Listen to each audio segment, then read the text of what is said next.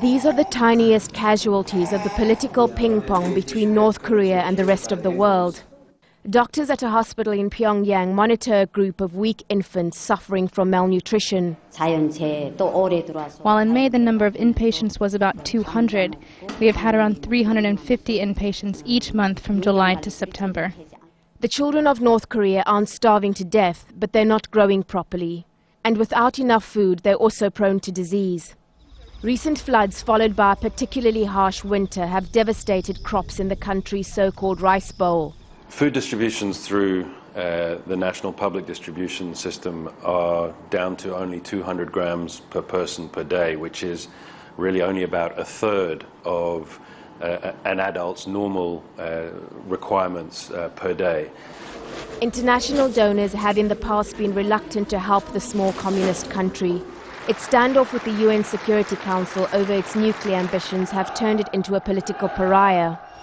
Until February, the United States was one of North Korea's biggest food donors, but suspended operations after the nuclear program talks broke down.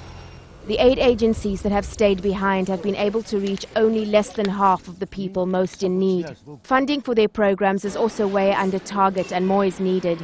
Around the same time these pictures were released in September, leader Kim Jong-il and his son presided over a military parade to mark the 63rd anniversary of the country's founding.